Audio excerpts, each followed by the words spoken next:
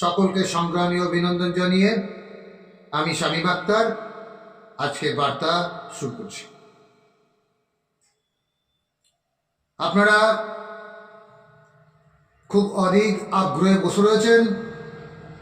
December মাসের একদম শেষ লগ্নে এসে পৌঁছে গেছি।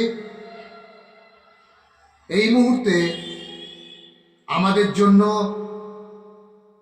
কি খবর আছে সেটা অনেকেই জানতে চাইছেন। আমরা একটা বিষয় জানি যে আমরা অন্ততপক্ষে আপনাদের সঙ্গে কোনো রকম তঞ্চুকতামূলক কোনো কথা আমরা বাইরে আনিনি, প্রকাশ করিনি। আপনারা যারা মনে করছেন যে সমস্ত নেতা নেতৃত্বরা বলেছিলেন যে 25 তারিখ পর্যন্ত অপেক্ষা করুন, আজকের বার্তা তাদের উদ্দেশ্যেই বলবো যে আপনারা অন্ততপক্ষে আপনাদের মোহভঙ্গ হওয়া উচিত।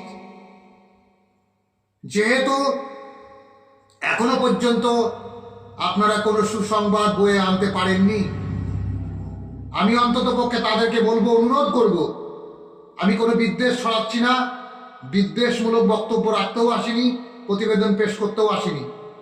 আমি একটা কথাই বলবো যে ইউনিটি অ্যান্ড ডাইভার্সিটি এটা যদি নিয়ে চলেন তাহলে অবশ্যই আমাদের সফলতা আসবে এবং এবারেই সমস্ত সফলতা আসবে। আপনারা দেখেছেন বিহারকে, যে বিহারের রাধে শ্যামের নেতৃত্বে আমরা দেখেছি বিহারকে ইউনাইটেড হতে। আমরা একটু একটু করে ইউনাইটেডের পথে এগোচ্ছি, ঐক্যবদ্ধতার দিকে এগোচ্ছি।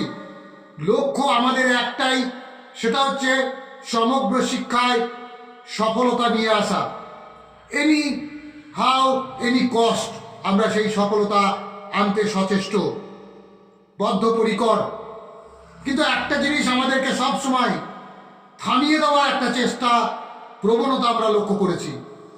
যদিও আপনাদের সেই কথাগুলো আমরা অন্তর থেকে গ্রহণ না করলেও সোসাইটির, কমিউনিটির মুখের দিকে তাকিয়ে আমরা তা ধীর গতিতে পরিচালিত, তার দ্বারা ধীর গতিতে পরিচালিত হয়েছি।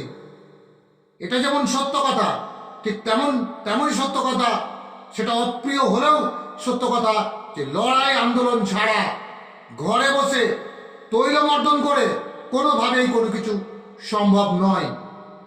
এটা জানবেন যে বিহার, যতক্ষণ পর্যন্ত বিহারের পার্শ্ব শিক্ষকরা, বিহারের শিক্ষকরা, কর্মচারীরা রাস্তায় না নেমেছিল, যখন তারা ছিন্ন ভিন্ন ছিল, 17-18টা গ্রুপে বিভক্ত ছিল, তখন তারা কিছু করতে পারেনি। যখন তারা ইউনাইটেডলি রাস্তায় নেমেছে তখন তারা পেয়েছে। সুতরাং আমি আমার এই বার্তা মাধ্যমে আপনাদের প্রত্যেককে জানাচ্ছি যে আপনারা আপনাদের মোহভঙ্গ হয়েছে এটা নিশ্চিত করে বুঝতে পেরেছেন। ফলে আমি আপনাদেরকে আবারও বলবো যে আগামী 28 তারিখে যে আমরা সর্বদলীয় মিটিং, আলোচনা, এবং আমাদের সেই আলোচনা আনতে আমরা যে আমাদের পরিকল্পনার কথা সমগ্র সমাজে রাখবো, সেটার জন্যই আপনাদের প্রত্যেককে আহ্বান করছি। যারা বলেছিলেন 25 তারিখ পর্যন্ত অপেক্ষা করতে, মুখ বন্ধ করতে, আমি অবশ্য তাদেরকে টেলিফোন করে জানিয়েছিলাম, বলেছিলাম যে আপনারা অন্ততপক্ষে আসুন, মুখ বন্ধ রেখেই আসুন আলোচনায়। গত দিনের আলোচনায় তিনি আসেননি। আমি আবারও বলবো যে আপনি আসুন আলোচনায় এসে একটা দিশা দেখান। কারণ ডিসেম্বর 2025 শেষ হতে যাচ্ছে, 26-এর বিধানসভা দামামা বাঁচবে আর কয়েক মাস পরে। সুতরাং পার্শ্ব শিক্ষকরা বাঁচবে কি মরবে এ বিষয়টা আপনারা পরিষ্কার বুঝতে পারছেন।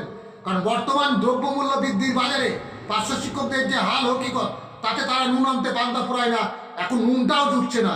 সুতরাং সেই জায়গায় দাঁড়িয়ে আমরা বলতে পারি, এই বার্তার মাধ্যমে মাননীয় মুখ্যমন্ত্রীকে বলবো, আর অহেতুক জল ঘোলা বলবেন না, আর অহেতুক আপনারা জল মাপার চেষ্টা করবেন না। এবারে আমাদের অন্ততপক্ষে আমাদের দাবিটা আদায় দিন, এবার আমাদেরকে বাঁচতে দিন, আমরা অন্ততপক্ষে বাঁচি। যদি না বাঁচতে দেন তাহলে আমরা মনে হয় আর আমাদের থেকে মনে হয় ভয়ঙ্কর খারাপ কিছু আর কেউ হতে পারে না, কারণ আমরা সমাজ গড়ার কারিগর। আমরা প্রত্যেকে সমাজের কোণে কোণে এই বিধানসভা নির্বাচনে আমরা বিভিন্ন জায়গায় বিভিন্ন সেক্টরের কাছে আমরা যাব এবং আমাদের দন্য দশার কথা বলবো, সঙ্গে সঙ্গে শিক্ষা জগতের যে হাল হকিকত সেগুলো আমরা বলবো, যাতে করে আপনাদের মসনদের তত্ত্বে বসতে অসুবিধা হয় এবং যাতে করে আপনারা বুঝতে পারেন, ব্যাঘাত পান এবং আঘাত পান, সেই চেষ্টাই আমরা করব।